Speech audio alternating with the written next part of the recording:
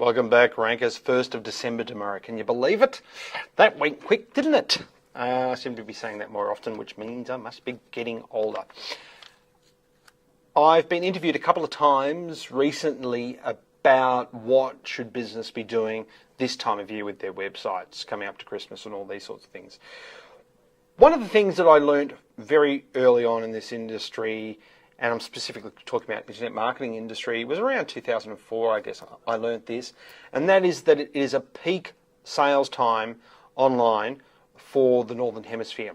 And there's a number of theories around that, but from about early or even late October through to late February, it's bedlam for online sales. And the reason for that, which there are many, is that people spend more time indoors in the Northern Hemisphere this time of year because it's bloody cold. It's not like it is down here. And, that's when they have their peak television time and all those sorts of things as well. Whereas here, we just get not only rubbish, but we get second-hand rubbish on the television. So we get nonsense because everyone's gone outside and no one's looking at the telly. So if you're in the Northern Hemisphere and you're selling products to that audience, then make sure that you're targeting everything. You're getting your keywords in your AdWords, you're getting your keywords in your SEO, you're getting them in your tweets, you're on your Facebook page. And if you're in the Southern Hemisphere and you have potential clients in the Northern Hemisphere, or people who may be interested in your products and services, start targeting them now. And what I really want to talk to you about this year, though, is mobile. Some of you may have read this article which came out about 3 weeks ago from Google Australia, in fact. Ross McDonald, head of retail for Google Australia and New Zealand, came out and said the number of shopping queries coming from mobile devices increased 220% year on year. Now, that's a massive amount of search. Now, think about how many people had smartphones last year. Think about how many people had iPhones and their Androids and whatever Windows users people. I don't know. HTCs, that's the thing. Think about how many of them were around last year compared to this year. I mean, I had an iPac in 2008 before I bought my first iPhone. But that was an absolute dog to use online. It was pathetic. Now the experience, well, I can only speak for the iPhone and the iPad, is great. It's really, really a good experience to get online. So no wonder there is this much of an increase. And basically this article was saying, Australian retailers, get ready. It's going to be a big year for mobile at least. So what should you be doing for mobile? Well, a number of things, but to give you a reality check on that number and just to make sure before you jump in and say, well, yeah, but is that a real number? Should I be putting extra effort into my online presence this time of year? Today, the numbers came out for Black Friday in the US. If you don't know what Black Friday is, I didn't know either. I have to go and ask someone out here. I knew it was the day after Thanksgiving, but I didn't understand its significance. But it was explained to me that it's a bit like Boxing Day in Australia. All the major sales happen on Boxing Day. In fact, apparently some woman took a can of pepper spray to a Best Buy store so she could get into the store fast. So, sprayed a bunch of, shouldn't laugh, it's not funny. It's a terrible thing to do, don't do it. But that's taking retail seriously, a little bit too seriously for me. I very rarely go to the shops. However, the numbers that have come out, and this is a great article actually from Miranda Miller at Search Engine Watch, and she's just gone through the numbers, and the ones that I find most interesting though is this mobile device area here. IBM found that Black Friday mobile traffic was at 14.3%. And that's an increase up from 5.6%. So there's your 200% increase right there, give or take a few percent.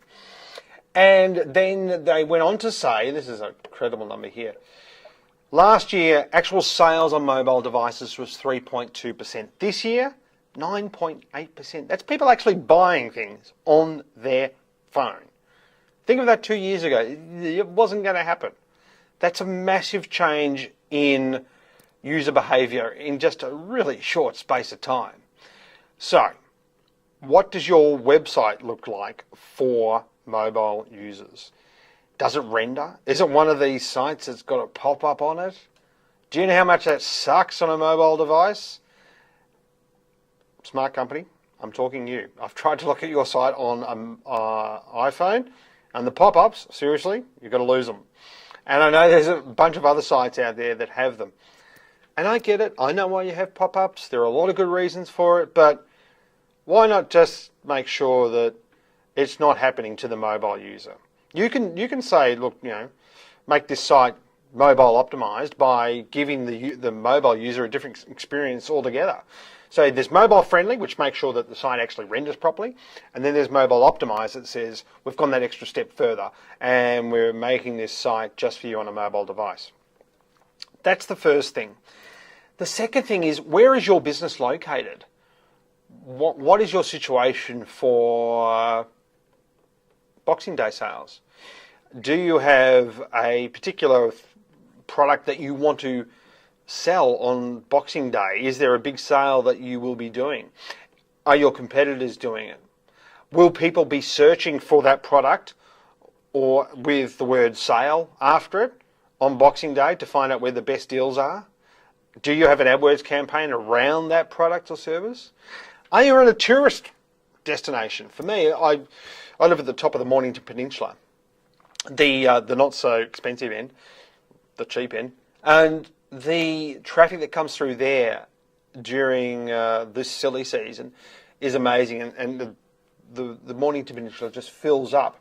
Now, if you're a business down there, and you're either a restaurant or you're some sort of tourist attraction or whatever it might be, have a think about what you can do with something like AdWords. Adam out here, who looks after our AdWords, is looking at a couple of campaigns for some clients to say, right, we're going to advertise within a 5-kilometre radius just around dinner time because you're a catering business, and we're only going to advertise to people who are using iPhones on the Telstra network. That is how drilled down that you can get. So, and when you're doing a campaign like that, especially if you're in a regional area, it's going to cost you a lot less because you're saying, I only want to target, the 5,000 people that are in this 5-kilometre radius. So therefore, you're not competing against every other advertiser in the known universe for that product or thing that you want to sell, whatever it might be. There might be something that gets a bit of press around Christmas that you want to sell, and that flows on to your area. Let's just say it's a Sony television that gets a great review or something just before Christmas, and you happen to have one of those, and you're the only retailer for miles around that's got them. Someone goes online and does a search, whack up a Google ad for them. Remember, people, when they go to tourist destinations, typically they don't have their desktop with them. These days, they have a mobile device, and that's what they're using to search.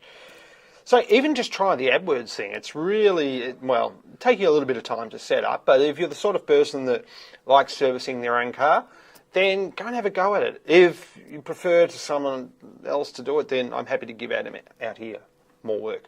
And that is it for this week. We'll see you next week. Happy shopping. Bye.